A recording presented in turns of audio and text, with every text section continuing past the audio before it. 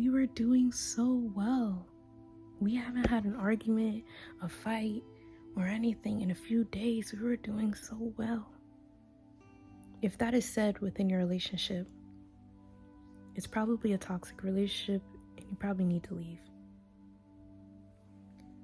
A lot of relationships, right, after the quote-unquote honeymoon phase, after that or whatever, you're going to start seeing the flaws of the other person, because no matter who you date, they're going to exist. You have flaws as well. I got flaws. We're all human. That's what makes us human. And there might be a lot of arguments that might come about. But if those arguments include calling the person out of their name, pushing them, putting your hands on them, disrespecting them, maybe it's not the relationship for you, and maybe that's not what you need to be in. I understand, as humans, we want to be loved, we want to be cared for, we want to be heard. And a lot of the times, when toxic relationships start out, they're amazing. They start off just like every other relationship. Everything is rainbow and sunshine. You guys call each other cute names, you go on dates, everything's going well. And then things start to turn south very quickly. And speaking from experience, I've been in a few. It's not worth staying.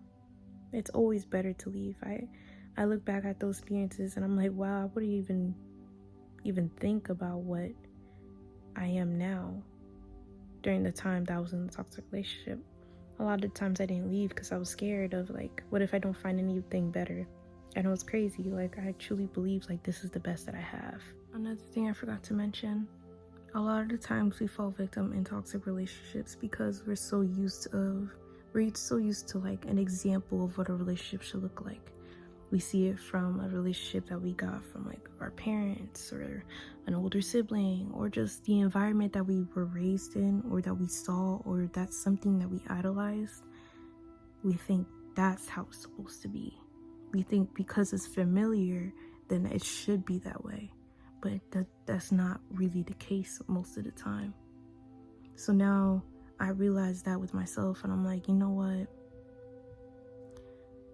I have to create my own standard of what I want a relationship to look like. And it took me a while, and it's still taking me a while. I'm still figuring out because I don't have any example, and that's okay. I can be my own example. Sometimes you gotta make your own example. You gotta go through trials and tribulations. You're just learning, you know?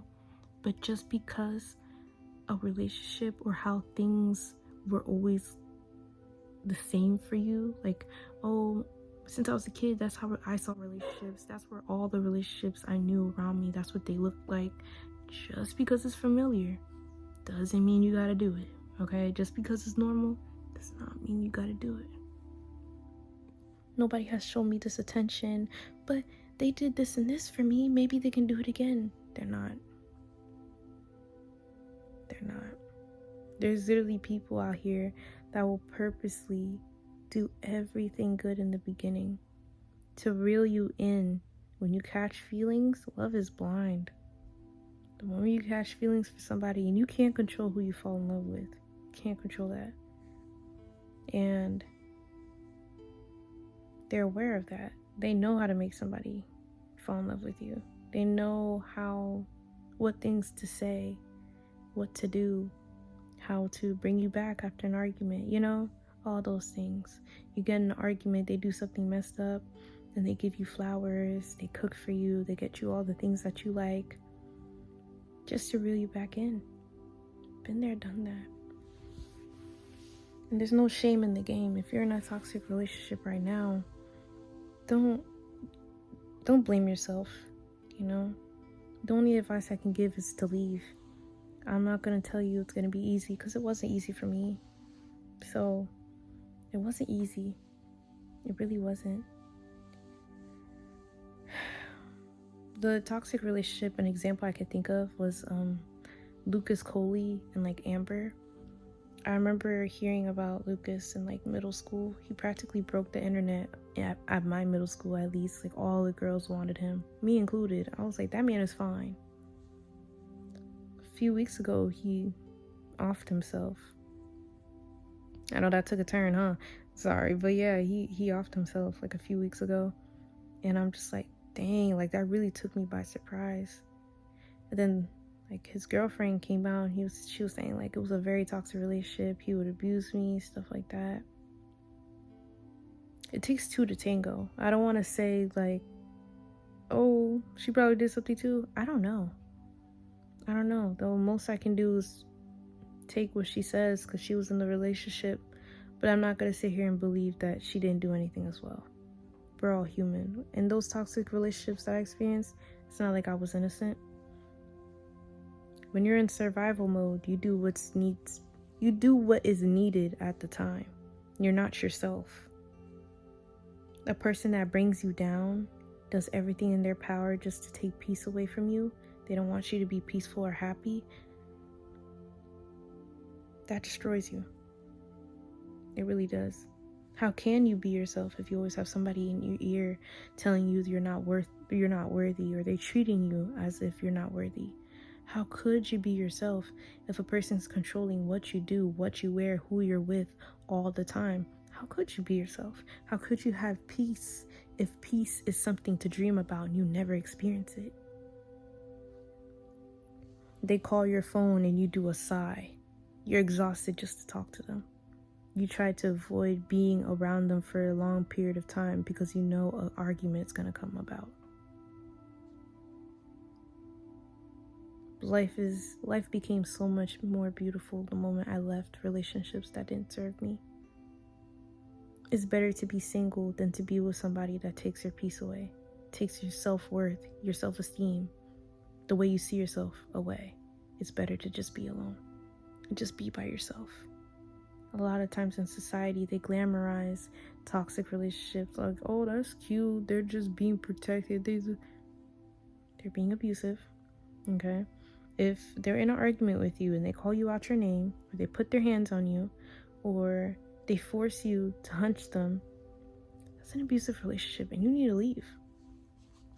And I'm not saying it's going to be easy. I found myself, it was harder to leave a toxic relationship rather than to leave a healthy one.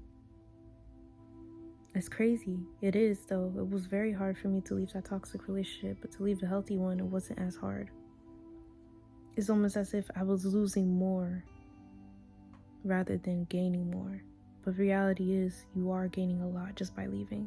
You might not see it in the first month of breaking up, but you're gonna see it years later. It's years after I left a toxic relationship and I look back and I'm like, wow, life is so much better. I would see the pictures of how I was and look at myself and remember how I felt in that moment, what I endured that day, the thoughts that were in my head that day. And then I look back and I'm like, look how much progress we made. Just by leaving these people, I can actually appreciate life more.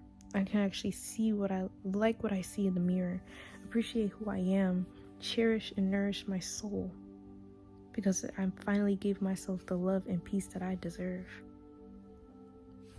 A toxic relationship is not here to serve you. It doesn't serve you at all. The only advice I can give is to leave.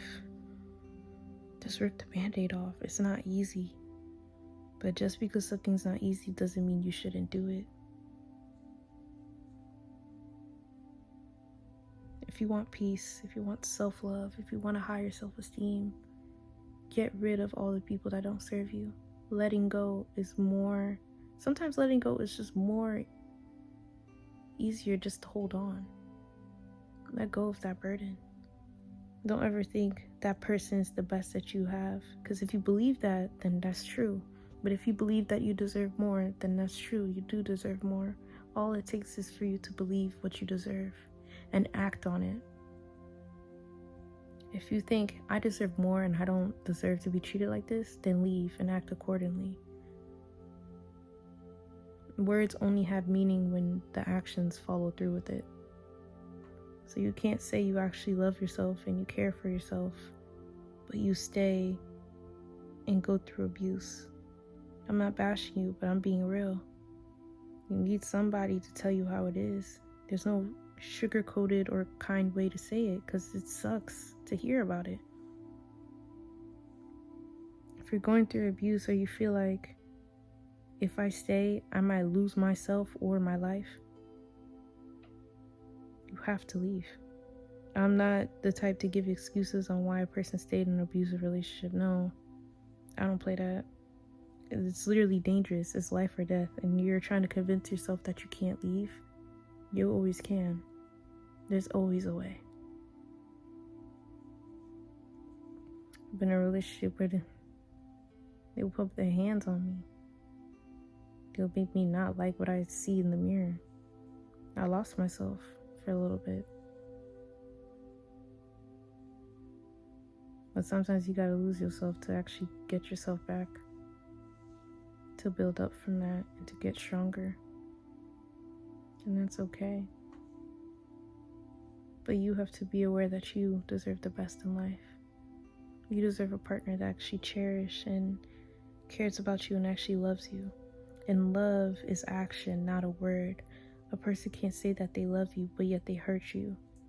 But yet they call you out your name. They make you cry all the time. That's not a person that loves you. Love has action. They take care of you. They would hate to see you cry. They would do nothing to hurt you. They don't want to see you upset. They wouldn't cheat on you. They wouldn't beat on you. They wouldn't force you to hunch them. That's not love. If it's hard for you to figure out what you think you deserve when it comes to love, think of a person you care about a lot. It might be a sibling, a friend, a parent, a friend, whoever. Just think about that. Think about that person. Now, how would you feel if that person was going through what you're going through in a relationship? How would you feel if that person you're thinking about has a partner that beats on them, calls them out their name, their partner screams at them, makes them cry a lot, hurts them? Would you tell them to stay? Would you tell them to push through and try to fix things and things will get back to how it was before? 9 times out of 10, you wouldn't tell them that. You would tell them to leave, right? Because you love that person. You love yourself, so you would tell yourself to leave because you know you deserve better. And I'm not saying this like it's easy. This might be the hardest decision that you're going to do in your entire life, and that's okay. Change can be scary, but you know what else is scary? Losing your life or losing yourself from a person that doesn't care about you, from a person that's so insecure and hurting so much on the inside, they want to hurt somebody else, and that person is you. That hurts too. You gotta pick what's best for you. It's not gonna be easy, it's gonna hurt for a while, but in the future, it's gonna pay off. Just know that you're not alone. I've been through it. It's not easy. Just do what's best for you. And be gentle to yourself, and you gotta be honest, and you gotta make the hard decision in leaving. Even if that means to play it off for like a month. Like, let's just say you live with the person, you gotta play it off for a month and get all your stuff to pack up. Tell a person that you know is not gonna tell your business. Like, do what you have to do. Ain't no shame in the game. As long as you leave alive and well, ain't no problem with it. Ain't no problem with it. Just know after you leave that relationship, just know you gotta heal from it. It's not your fault on what happened to you, but now it's your responsibility to heal from that. Now you gotta take accountability of allowing another person to do that to you and ask yourself, why did I allow that? And ask yourself, all those things that I've done in survival mode, all those things that I've done, I gotta forgive myself and I have to do better. You gotta heal. And do not plan on going to another relationship. Try to be single for at least a year after that. Trust, at least a year. You have to heal after each relationship. That's how you bring baggage into another relationship. That next person that you're dating does not deserve to get that baggage that you have. So heal so you don't bleed on another person. You gotta heal. So do what you have to do. Be honest with yourself and be gentle with yourself. Because at the end of the day, we're all human.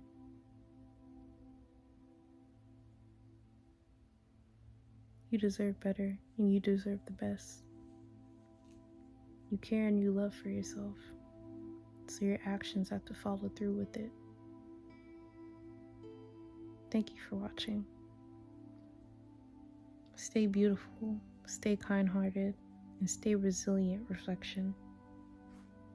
Thanks for having time with Tati. I'm out.